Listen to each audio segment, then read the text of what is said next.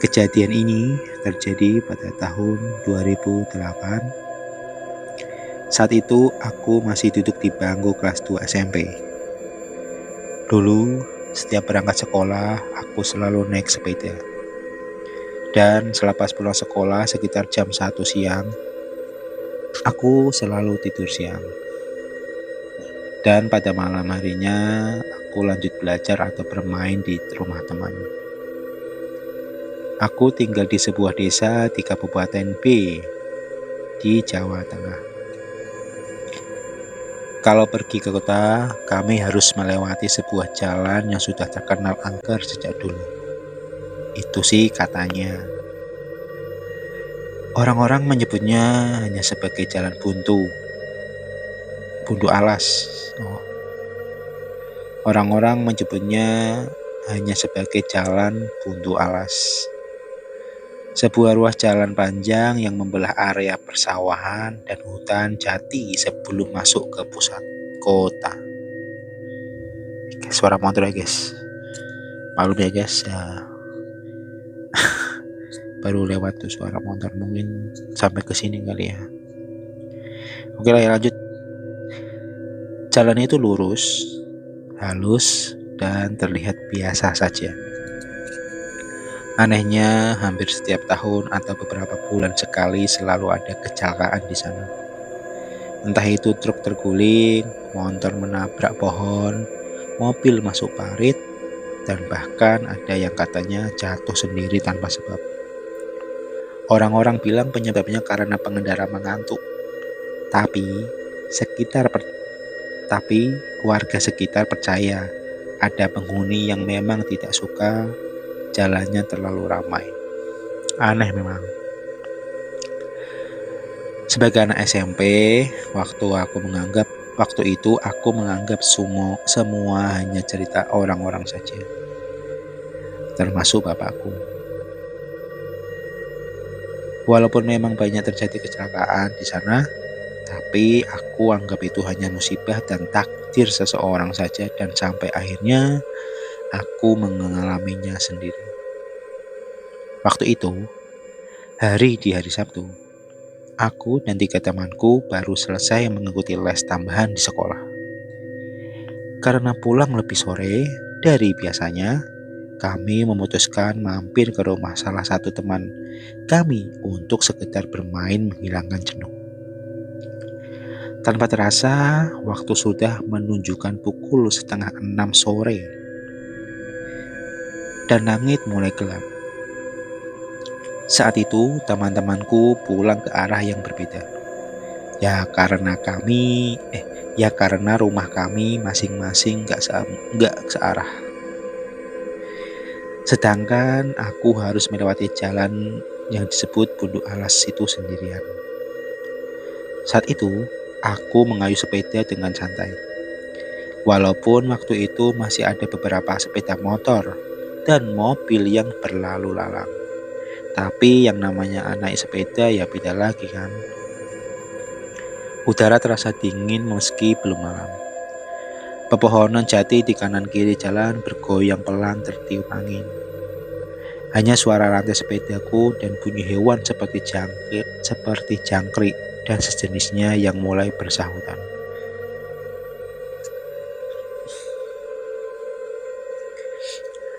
Lalu aku teringat cerita bapakku.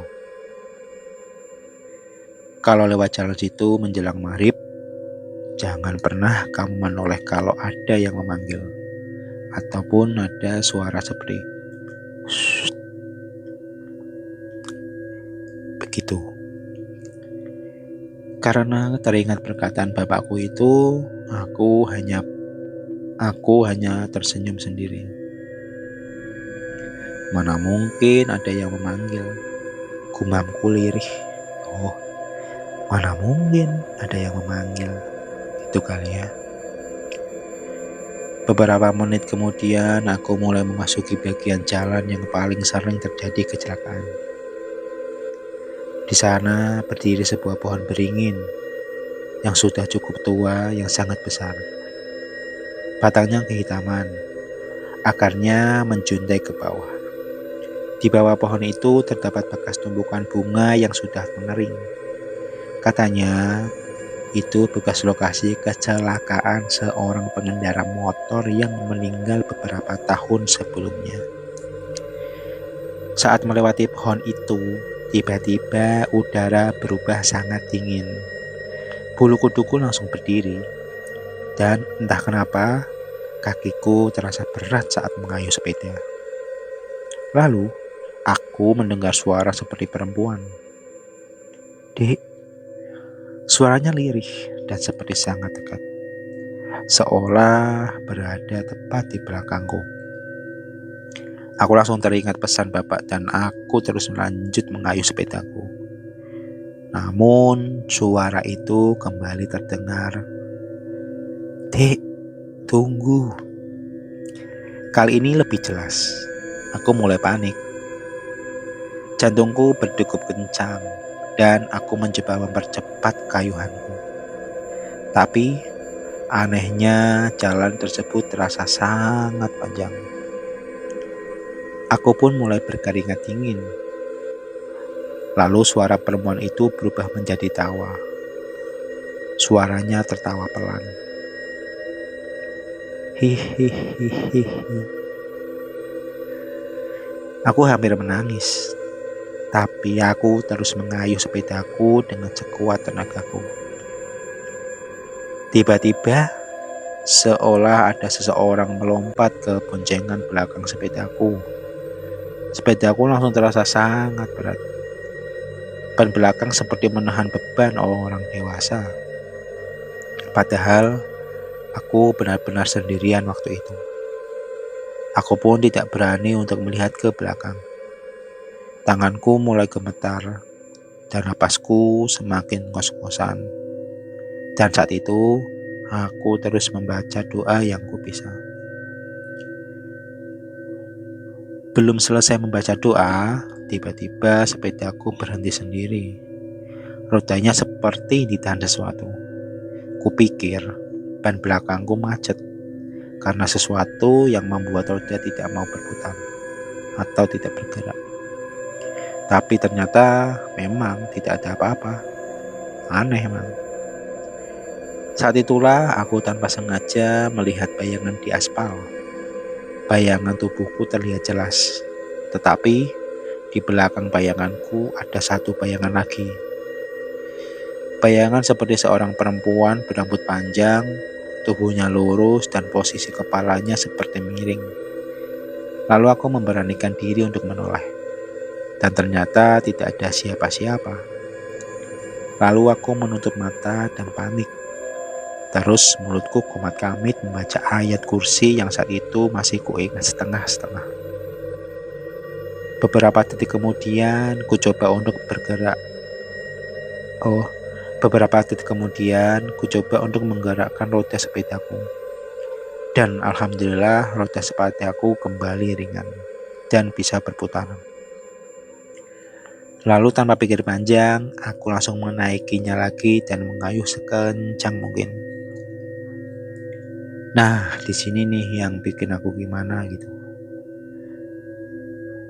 Mungkin belum sampai 100 meter aku mengayuh sepedaku, aku melihat sebuah kecelakaan. Seorang pengendara motor terjatuh dan motornya ringsek. Lalu beberapa warga pun mulai berdatangan, termasuk aku. Anehnya, tidak ada kendaraan lain waktu itu, seolah motor itu jatuh sendiri. Lalu aku membantu mengangkat motornya yang masih tergeletak di sana. Dan syukurnya korban masih bisa sadar. Namun wajahnya pucat. Dan saat ditanya kenapa jatuh, ia hanya berkata pelan, "Tadi ada perempuan nyebrang," kata pengendara itu. Aneh, padahal tadi jalan benar-benar kosong. Tidak ada siapapun di sana. Singkat cerita, malam itu aku sampai rumah dalam keadaan gemetar. Ibuku langsung sadar ada yang tidak beres. Setelah mendengar ceritaku, beliau hanya mengambil segelas air putih yang sudah didoakan oleh mbahku. Beliau menyuruhku mandi lalu tidak keluar rumah malam itu. Kupikir semua sudah selesai, dan ternyata belum.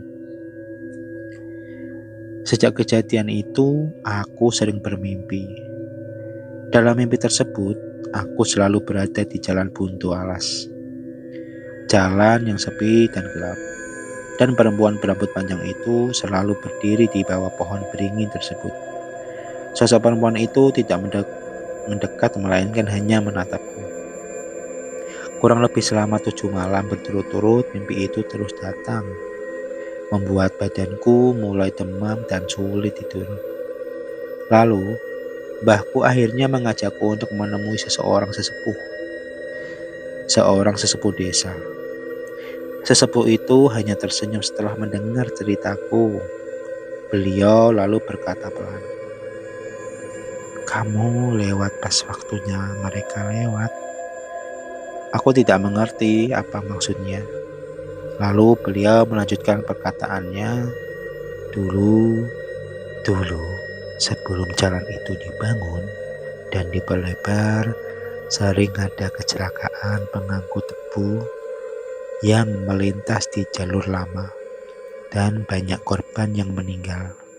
Sejak itu, lokasi tersebut tidak pernah benar-benar kosong atau bisa dibilang angker."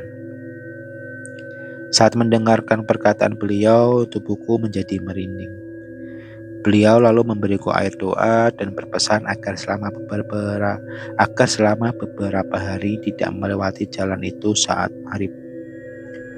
Beberapa minggu kemudian kondisiku mulai membaik. Mimpi-mimpi itu pun berhenti. Aku menganggap semuanya sudah berakhir. Namun, saat kejadian yang membuatku tidak pernah bisa melupakan jalan tersebut adalah sekitar 2 bulan setelah peristiwa itu, sekolah mengadakan kegiatan kemah. Lalu kami pulang menggunakan truk terbuka milik sekolah. Rute pulangnya kembali melewati jalan buntu alas lagi. Waktu itu hari masih sore dan belum maghrib. Saat truk melewati pohon beringin itu, salah satu temanku yang duduk di sampingku tiba-tiba berkata, "Itu siapa? Perempuan berdiri di sendirian. Nah, itu siapa? Itu siapa ya? Perempuan berdiri sendirian." Lalu aku spontan melihat ke arah yang ia tunjuk. Tapi di sana tidak ada siapa-siapa. Lalu aku menjawab, "Mana? Gak ada orang." Temanku mengernyit dan bilang, "Loh, tadi ada loh, bajunya putih." Beberapa detik kemudian, tiba-tiba salah satu ban truk yang kutumpangi pecah ban dan sopir kehilangan kendali. Truk pun menjadi oleng, tapi alhamdulillah, untungnya truk berhasil dihentikan sebelum masuk parit. Semua penumpang selamat. Waktu itu sopir pun merasa heran dan berkata, "Aneh, padahal ban ini masih baru, kok bisa pecah ya?" Aku dan temanku langsung berpandangan. Tidak ada yang berani melanjutkan pembicaraan dan beberapa jam kemudian, truk pun bisa melanjutkan perjalanan kembali setelah ban diganti. Dan kami semua pun pulang dengan selamat. Singkat cerita, walau kini sudah bertahun-tahun berlalu, jalan itu sudah jauh lebih ramai. Lampu penerangan mulai dipasang, pohon-pohon besar sebagian sudah ditebang. Tetapi kabar tentang kecelakaan aneh masih sering terdengar. Ada yang mengaku melihat perempuan berjalan di tengah jalan. Ada yang merasa seperti dibonceng seseorang. Ada pula yang tiba-tiba kehilangan arah meski jalannya lurus. Entah, entah, semua itu hanya kebetulan atau memang ada sesuatu yang tidak bisa dijelaskan. Walaupun sampai sekarang kadang aku masih melewati jalan itu saat pulang kampung, suasananya sudah berubah. Walaupun kejadian dan cerita yang dulu masih kadang ku ingat sampai sekarang.